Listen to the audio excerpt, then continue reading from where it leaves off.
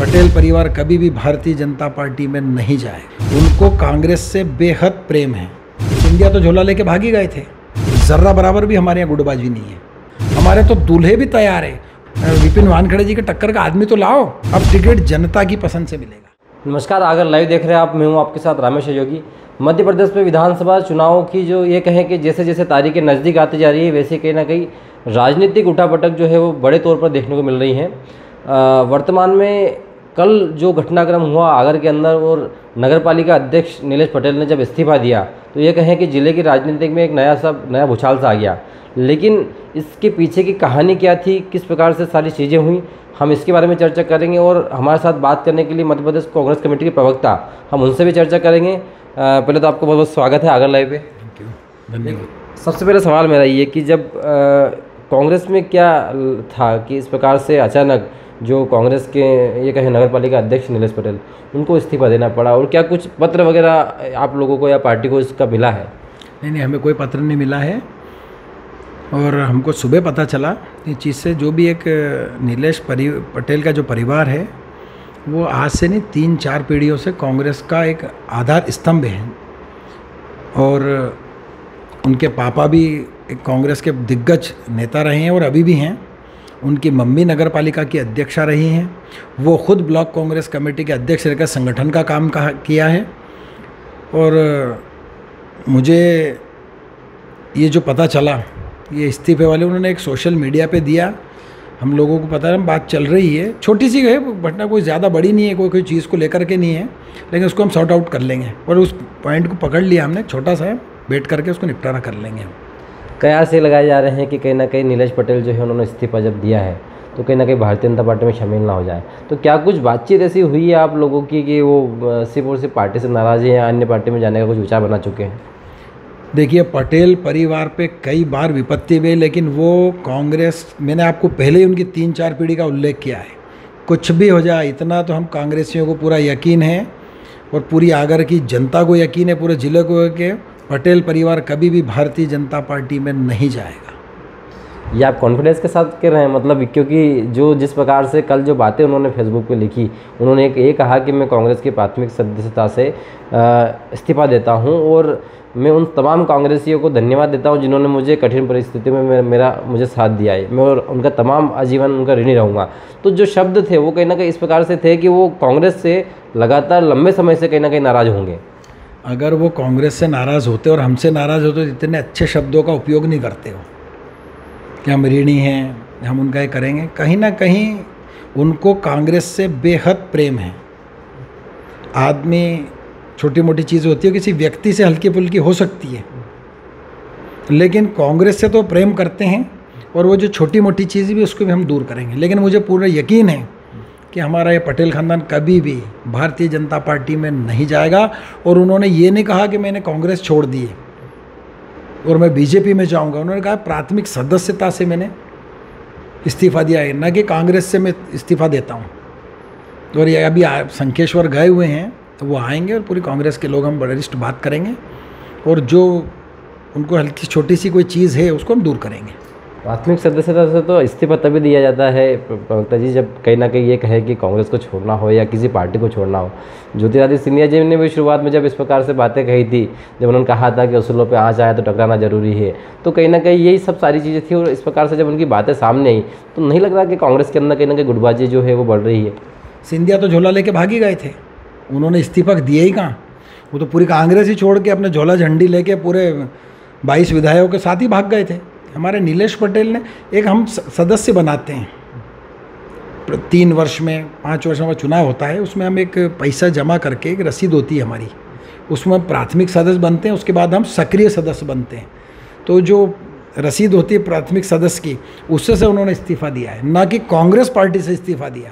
और आप सिंधिया जी से तुलना ना ही करें इसे अच्छे परिवार की।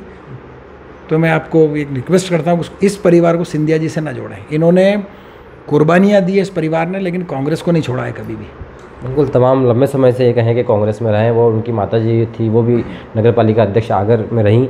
लेकिन सवाल वहीं उठता है ये कहीं ना कहीं कांग्रेस में कई कार्यकर्ता और नेता आज भी ऐसे हैं जो दबे मुंह कहीं ना कहीं वो उनका ये लग रहा है कि उनको अंदर के अंदर गुटबाजी जो है वो देखने को मिल रही है। ये चुनाव जो जब आ रहा है 2023 में अक्टूबर में चुनाव होंगे और अक्टूबर नवंबर के बीच चुनाव होना है, और इस बीच में यदि अगर कांग्रेस में इस प्रकार से गुटबाजी बढ़ती है तो नहीं लगता कि जब दोनों सीटें जब लग रहा है कि हाँ वापस से कांग्रेस के खाते में जाएगी इस दौरान, अगर ये गुटबाजी होती तो उसका नुकसान सीधे तौर पर कांग्रेस को होगा? देखो, गुटबाजी तो मैं खुद कह रहा हूँ, एक ज़र्रा बराबर भी हमारे यहाँ गुटबाजी नहीं है। विषय हमारे यहाँ गुटबाजी का नहीं है, मेरे कोई स्वाभिमान को किसी से ठेस पहुँची, बस इतना सा मामला है। ये नहीं है कि कोई ग्रुपबाजी हो रही हो, किसी को नीचे दिखाया जा रहा हो, केवल स्वाभिमान, एक स्वाभिमान को ठेस पहुँचे, ये घटना है। मैंने पूरा इसका ऑब्जर्वेशन किया है, लेकिन ये नहीं है कि कोई गुटबाजी, और गुटबाजी है ही नहीं। हमारे यहाँ दोनों सीटें हम जीत के, और आपको बताएंगे कि हम दोनों सीटें कांग्रेस की जीत आगर से जीतेगी। गुड्डू लाला को चाणक्य नेता के तौर पर कहीं ना कहीं आगर में देखा जाता है। जब आज ये सब घटनाक्रम हुआ तो कुछ कहीं ना कहीं नीलेश पटेल जी से अंदरूनी बात तो हुई होगी आपकी, कहीं ना कहीं चर्चा तो हुई होगी कि वापस आना है, बैक टू पवेलियन रिप्लेस आना है? देखो, नीलेश जी अभी यात्रा पे हैं, अपना शिखर जी गए हुए हैं और वहाँ से आएंगे। अभी फ़ोन पे हमारा राब्ता हुआ है उनसे, वो आएंगे। उसके बाद उनकी जो कुछ चीज़ें हैं जो स्वाभिमान को उनको ठेस पहुँचा है, हम प्रयास करेंगे और उसको दूर करेंगे। कंफर्म है कि नीलेश पटेल जी वापस कांग्रेस में आ जाएंगे? मुझे इतना भरोसा है कि कांग्रेस छोड़ी ही नहीं है उन्होंने। अगर वो छोड़ते तो लिखते कि मैं कांग्रेस से इस्तीफ़ा देता हूँ, और अभी तक वो सारी चीज़, वो इतना सक्षम भी है कि वो जो करना चाहें वो कर सकते हैं। और भाजपा भी चाहे कि मैं ले लूँ तो कोई, आज नगर पालिका का जीता हुआ अध्यक्ष, भाजपा तो एक हर छोटे से छोटे कार्यकर्ता कांग्रेस को ले रही है, लेकिन मुझे पूर्ण यकीन है, पूरा विश्वास है कि वो नहीं जाएंगे और वापस हमारे साथ ही बैठेंगे। आखिरी सवाल इसी प्रकार से, अब क्या जब चुनाव आ रहे हैं विधानसभा में, ये कहें कि कहीं ना कहीं इस ओर लग रहा है, कई सर्वे जो लग रहे हैं, जो सर्वे टीवी चैनलों के सामने आ रही हैं, तो ये लग रहा है कि कहीं ना कहीं कांग्रेस और भाजपा में जो 2018 में स्थिति बनी थी वो स्थिति दोबारा बन सकती है। लेकिन जब इस प्रकार से गुटबाजी तमाम बढ़ रही है तो इस डैमेज कंट्रोल को लेकर कांग्रेस ने कोई प्लान तैयार किया है? हमारे यहाँ कहाँ गुटबाजी है, ये तो मैंने कहा ना, एक स्वाभिमान की ठेस पे मामला है। ये नहीं है कि नीलेश पटेल जी कोई अलग टिकट मांग रहे हो, या उनको कोई अलग पद चाहिए हो, या उनके समर्थकों को चाहिए। हमारे यहाँ जितना उन्होंने चाहा उतना हमने उनको टिकट दिया, सब ने मिलकर उनको नगर पालिका का अध्यक्ष बनाया। विधानसभा में भी हमारे यहाँ टिकट विधायक जी का है। इसके अलावा आपने देखा होगा कि कोई टिकट नहीं मांग रहा हमारे यहाँ, आगर से इक्का दुक्का कोई मांग रहे हैं।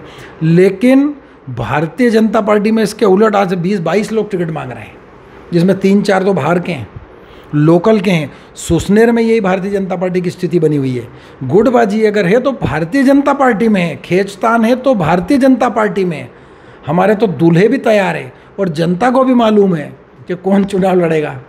और हम पहली बात तो भारतीय जनता पार्टी, हमारे नेता विपिन वानखेड़े जी के टक्कर का आदमी तो लाओ, उनके बराबरी का आदमी कहाँ है आपके पास?